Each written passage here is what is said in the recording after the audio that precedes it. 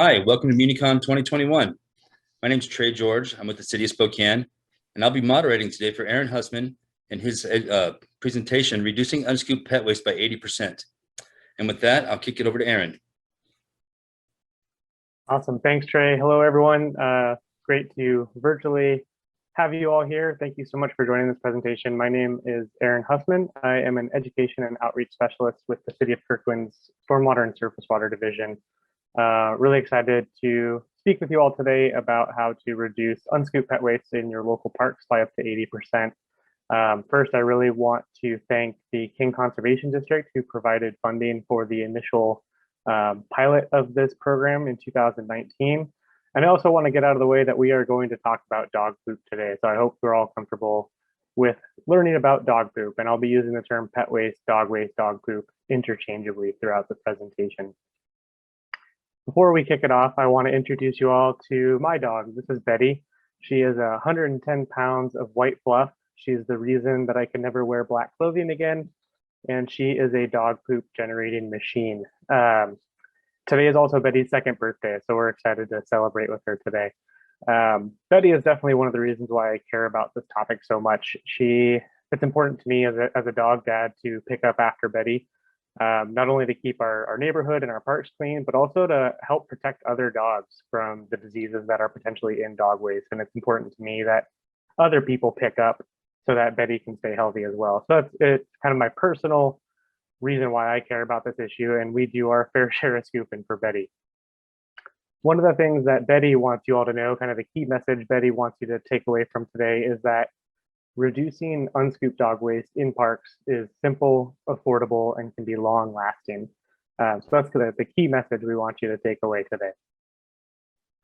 Diving into some background, based on research across the country, anywhere between 17% and 40% of dog owners don't scoop on every walk. So here in Kirkland, when we run the numbers, we've got about 20,000 dogs in the city of Kirkland, which translates to anywhere between 1,200 to 2,800 pounds of unscooped dog waste left out on our streets, sidewalks, parks, and trails every single day. So that is a lot of dog waste if we take that 17 to 40% number. And that's a problem, right? Dog waste contains a lot of harmful organisms, bacteria, pathogens that not only pollute our water, that's why I care about it being in the stormwater and surface water division, but it also poses a risk to kids and families that play in our parks, and it poses a risk to pets, the pathogens that can be transmitted through that pet waste.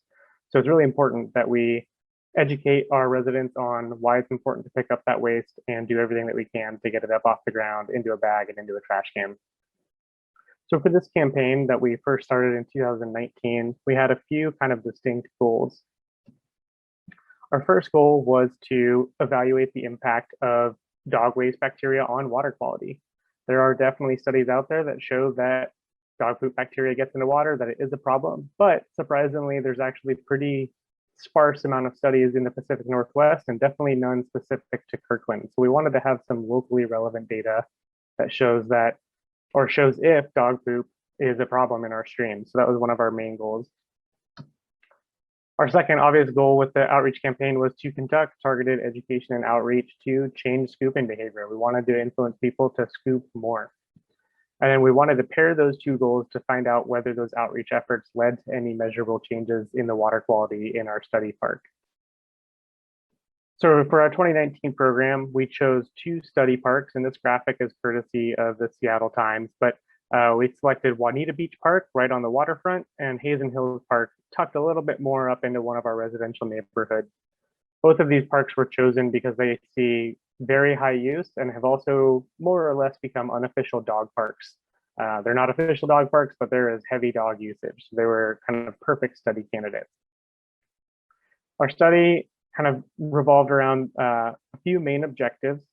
The first one being that bacteria sampling as well as microbial source tracing. So we sampled for fecal coliform and E. coli. We also did samples to analyze whether there was any canine genetic material from dog waste in those waters. And that was thanks to the King County Environmental Lab and their analysis. We only did this sampling at Hazen Hills Park. We did not do it at Juanita Beach. as Juanita Creek runs through Hazen or runs through down to the beach, there's just too many variables by the time it gets to Lake Washington. Hazen Hills, on the other hand, is up near kind of the headwaters of Juanita Creek and has a nice, tidy environment where the stream enters and exits the park. So our theory was that bacteria would likely be higher downstream than it would be upstream and higher midstream than it would be upstream. And that's what we did. So we sampled upstream, midstream, and downstream 3 times a week for 3 weeks prior to any outreach, 3 times a week during outreach for 3 weeks, and then 3 times a week for 3 weeks after outreach to get a picture of the water quality in that park. Our second objective was what we lovingly called unscooped dog waste frequency monitoring, or in simple terms, counting dog poop. So we actually went out once a week for 3 weeks prior to outreach, once a week for 3 weeks during outreach, and once a week for 3 weeks after outreach to walk the parks and count how many piles of unscooped dog waste there were. To show you kind of the problem we were working with, here is the 3 weeks of data before outreach at Hazen Hills Park, and every dot indicates where in that park we observed unscooped dog waste. And so when we were walking the park, we'd map on the map that spot on a digital map and then go back to create this cumulative map later.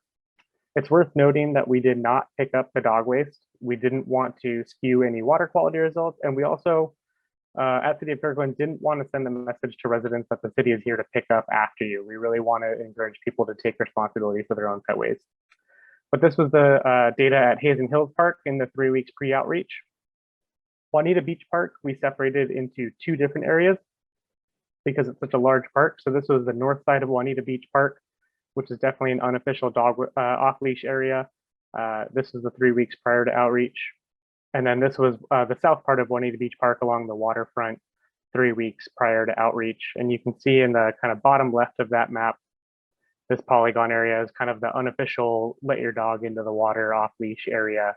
Again, not sanctioned, but that's where it happens, and pretty alarming to see all of these piles right next to the waterfront. So this was our unscooped dog waste frequency monitoring 3 weeks prior to outreach. We also wanted to make sure that we did give residents the tools to do the right thing. So thanks to the grant from King Conservation District, we were able to install pet waste stations at those 2 study parks with signage and dispensers. And we were able to co-locate those next to existing trash cans to make it easier for our parks maintenance crews to service those. And these are now continue to be stocked by volunteers in these parks. And then finally, the most visible part of this campaign was our education and outreach initiative. So we took those cumulative maps that I showed you just a second ago with those red dots, and we went back after the 3 weeks of monitoring and put a bright yellow flag in every single location where there was a dot on that map. And we put the flag whether or not there was actually poop there anymore or not. Sometimes people went back and picked it up. Sometimes rain had already washed it away. Lots of different circumstances. So we put a flag there as long as that dot was on the map. And then we accompanied the flags with signage, educating residents about what the flags represented and why it's important to pick up after their dogs. We left these flags and signage in place for 3 weeks to create a really visible and long-lasting impact. We wanted people to see the flags multiple times and really let the message sink in. So this was the crux of the education and outreach campaign, but we also had a lot of other add-on components as well. And those components included direct mail postcards that we sent to every resident that lived within a quarter mile of each of the study parks. And those postcards also had the opportunity to direct residents to our online Super Scooper pledge, where they could pledge to pick up after their dog and receive a free dispenser that clips to your leash and a free roll of bags to fill that dispenser. We also partnered with our animal services division to send a newsletter to all licensed dog owners. So we called it The Scoop. And so we had some animal licensing information in there, as well as information about dog waste. And again, directing people to that online Super Scooper pledge. We also, back in the days of in-person events in 2019, were able to do in-person Super Scooper pledges when we did booth outreach at farmers markets, city hall events, things like that. So we had people fill out in-person pledges. We worked with neighborhood residents in the areas surrounding the parks, and anyone who wanted a yard sign, we gave them a corrugated plastic yard sign to put in their front yard to really hammer home the message that in our neighborhood, we scoop. And so residents adopted these signs and put them out in their front yard. So as you're walking to the park, you'd see all these signs along the way. And then finally, we had a lot of earned media coverage. The probably biggest example of that was landing on the front page of the Seattle Times. which generated a huge region-wide buzz. So we were really fortunate to have that kind of media outreach. And I'll talk a little bit later. All of these components are not necessary to achieve this really significant reduction, but they definitely helped in this 2019 campaign. So taking a quick look through some of the results, first starting with the bacteria sampling, we sent those genetic samples to the King County Environmental Lab, and pre-outreach, they measured in at an average of 200 copies per milliliter of canine DNA in the water. And I'm not the water quality expert here. A lot of you can probably speak better to this than I can, but in conversations with the King County Environmental Lab staff, they noted that this 200 copies per milliliter of water was a pretty substantial amount. Post-outreach, that was down to 18 copies a milliliter. I'd love to be able to attribute it to the outreach, but there are so many other variables that go into water quality monitoring, changes in precipitation that we couldn't control for, things like that. So we did see a decrease, but I can't for sure say that it was tied to the outreach efforts. Looking again at the, in addition to fecal coliform and E. coli geometric means from pre-outreach to post-outreach at upstream, midstream, and downstream, we also saw decreases in bacteria counts. But again, we can't attribute that necessarily to the education outreach because of all the other factors out there. One thing worth noting is that the hypothesis that the downstream numbers would be higher than the upstream didn't necessarily bear out. But one thing we can definitely say is that these results support the idea that rain washes water, bacteria from dog waste into our local waters. This seems like a very common sense thing and one that we're always talking about in education and outreach. But just the fact that we were able to detect canine bacteria in that creek flowing through Hazen Hills Park supports the notion that rain washes that bacteria through. So it's nice to have the data-driven basis to educate our residents about this. The really encouraging results was the frequency monitoring though. So to orient you to this graph a little bit, this is our average unscooped poop per week in each of the study parks. We broke it into Hazen Hills Park, Juanita North, and Juanita South. And you can see that on average per week, before we did any outreach, we were seeing anywhere from 13 up to 21 unscooped poops every week in these parks. Post-outreach, after we left the flags and signage up for 3 weeks, those numbers dropped dramatically. So Hazen Hills went from 19.4 down to 3.5. Juanita North went from 21.4 down to 4.2. And Juanita South went from 13.2 down to 3.2. So a huge decrease. Now, on average, unscooped dog poop decreased by 80% in these parks as a result of education and outreach efforts. So we were thrilled by this. Just to kind of put it into a visual perspective, this was again Hazen Hills pre-outreach. And this is Hazen Hills after outreach in the 3 weeks of monitoring after outreach.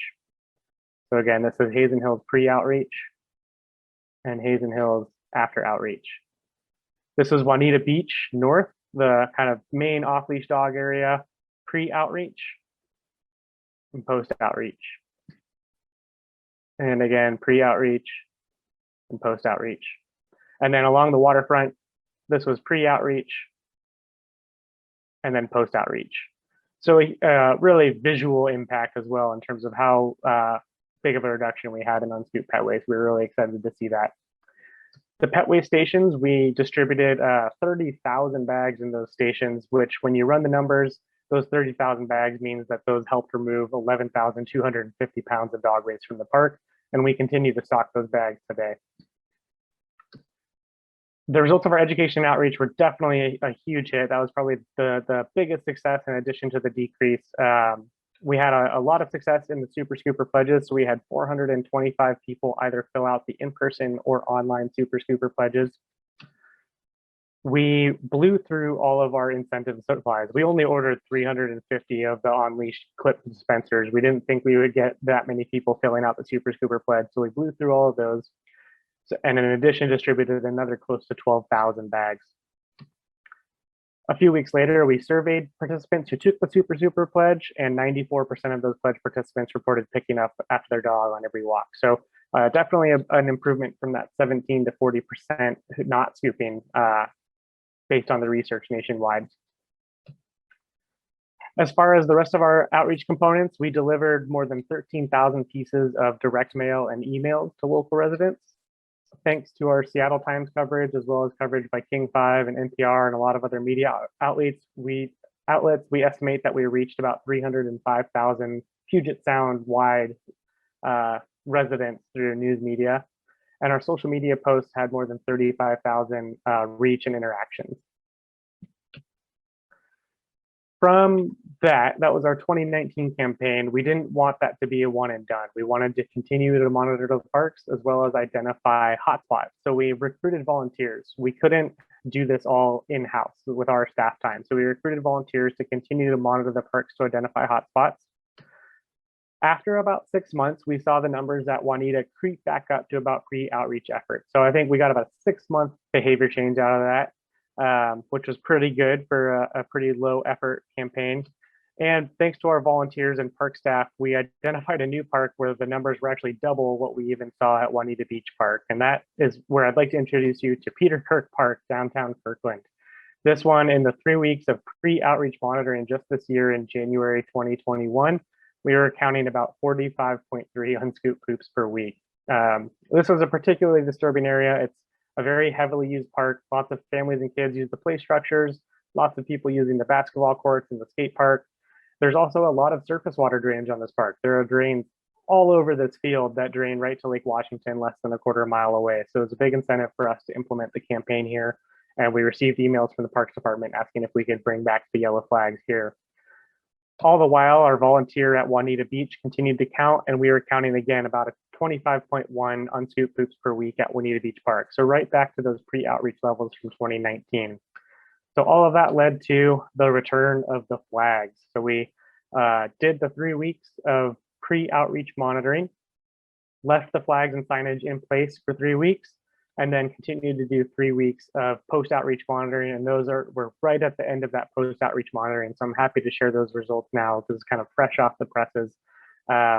It's worth noting that this was a very bare bones approach. We only did the flags, the signage, and social media posts. We didn't do any of the extra add-ons that we did in the 2019 campaign. So at Peter Kirk Park, we saw a reduction from 45.3, whoops, these are backwards on the colors here, sorry about that. So the blue is actually pre-outreach. So this was pre-outreach 45.3, dropped to 16.5 for a decrease of 64%. Juanita North dropped from 25.1 down to 10.8%, on average 57%. So these aren't quite the 80% that we saw, but when we run these numbers, they're still statistically significant, and it's still a huge decrease without a heavy lift. Again, this was kind of a bare bones approach. So to kind of compare, in 2019, we kind of did the whole shebang, the whole menu of options. So we did flags and signage, social media, press releases, postcards, newsletters, pledges, new bag stations, and we got an 80% drop. In 2021, we just did flags and signage, which were left over from the 2019 campaign because they're reusable. So once you have them, you can keep rolling them out. We did social media posts and we did a press release, and we still achieved a 61% reduction, which was statistically significant. So I'm pretty happy with these results. It's a really low cost, low effort way to get a pretty big reduction. Those flags, we ordered 1,000 of them in 2019, and many of them are still going strong. I'd say we have about 800 left still, 200 having to throw away due to damage or not being able to use them anymore. Those cost $138. Those 6 signs that we're still using today cost $103. So our bare bones outreach total is about $241 just for supplies. So definitely affordable, and brings me right back to the key point here is that reducing unscooped dog waste in parks can be simple with the flags, affordable, only a couple $100 in materials. So you can probably get away for less than that as well. And the behavior change is long lasting for at least 6 months. We're hoping that we can see that increase as residents get used to this campaign more and more as we start to roll out in other parks, but we'll continue to monitor and see how long we get behavior change out of these most recent parks as well. That about does it for me. I really want to thank you all for being here today. I see lots of questions popping up in the chat. I'll let Trey administer those, but I really want to thank you for your time here today, and I'm happy to answer any questions. Thank you, Aaron. That was very interesting. Being a dog owner and a poop scooper myself, it was interesting data. And we do have some questions that came in. We did have a very interested audience, and I'll just jump right to them and go through them in sequence. Give me 1 second here. So the first question we have is, did you have to monitor park usage during the study period? And is there a way to know that the decrease in pet waste is not due to a decrease in park usage? Yeah, that's a great question. It's not a variable we were able to control for. We weren't able to monitor park usage, other than knowing that these parks are just kind of frequently heavily used all the time. Juanita Beach Park kind of is, anytime you pop down there, you'll see that it's just buzzing with activity, no matter the time of year. And Hazen Hills Park, I live kind of near Hazen Hills Park, so I was always able to drive by and just see that the level of use was always pretty consistent. Even when we were out there flagging, people were coming and going. So no hard data to control for that variable, but I'm not I'm not super sure that it's a big factor in it. Okay, thank you.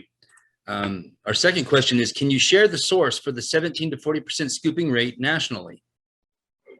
Yeah, definitely. I'll try to find it and drop it in the chat. I believe it's cited in the final report that we did on this. So I'll try to find that link and drop it in the chat. And then if not, if whoever asked that wants to throw their email in the chat, I can follow up with you individually. So let me try to find that link in the meantime while I keep answering any other questions that there might be. Well, we do have two more at least, and I think I have a couple if we still have time. Sure. Did anyone pick up after your pre-outreach? Any idea what happened to the poop left at the beginning of October and just a couple of weeks by mid-October? Yeah, it's a good question.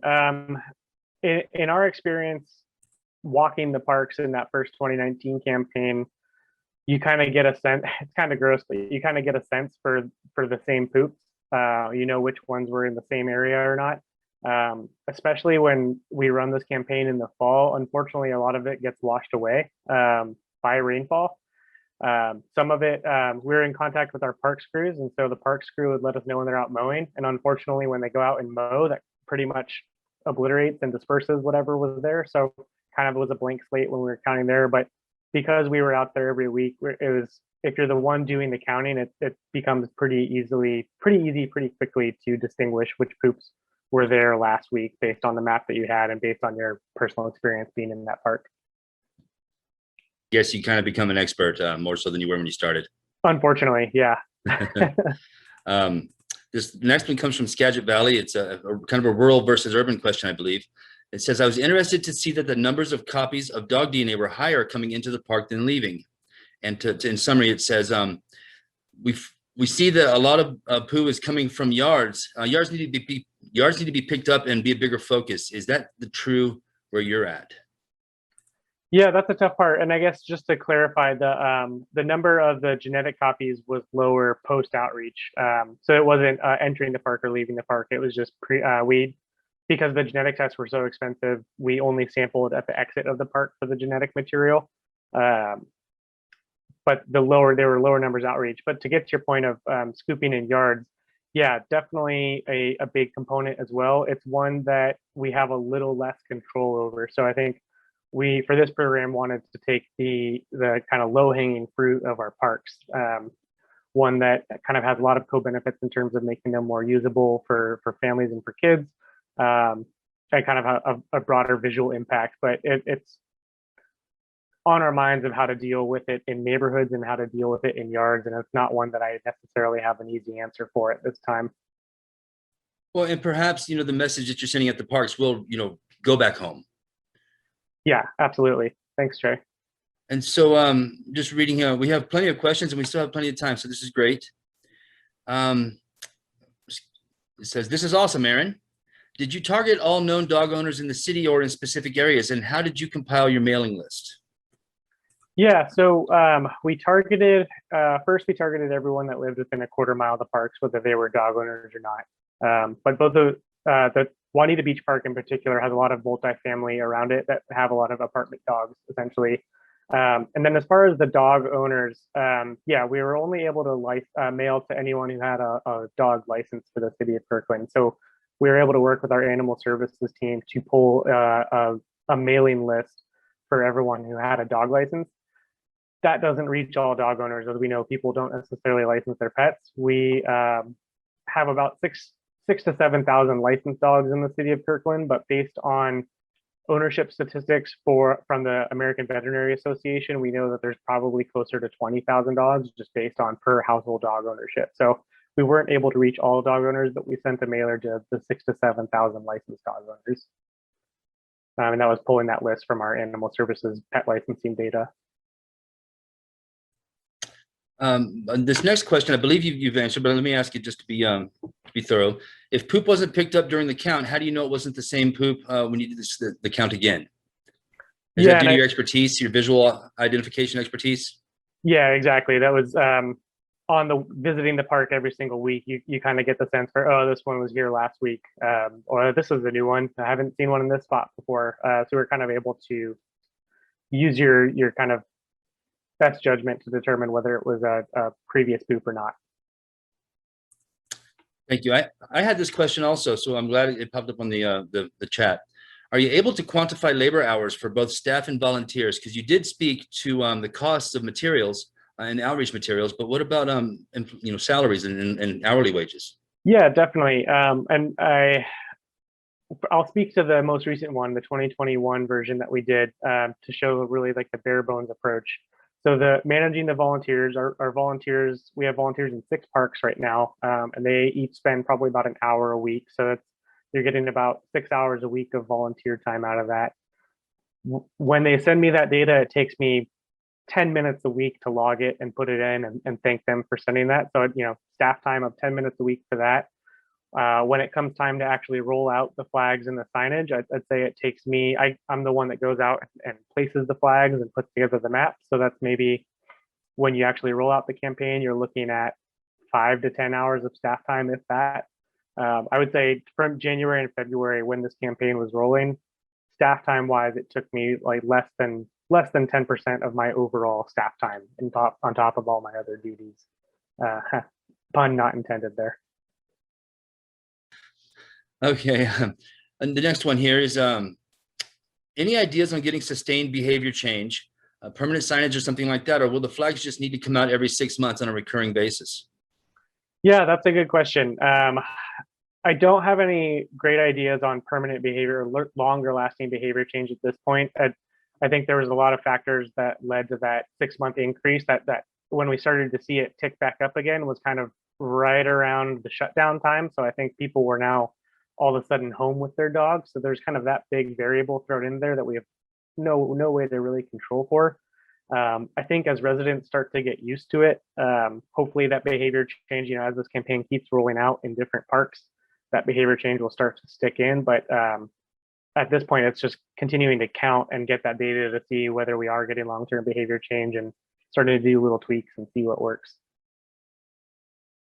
Okay, I believe this is probably going to be our last question we have time for, and I will have to do a hard stop in respect to y'all's time. But how did the public receive this message you were sending out? And it ties into this last question.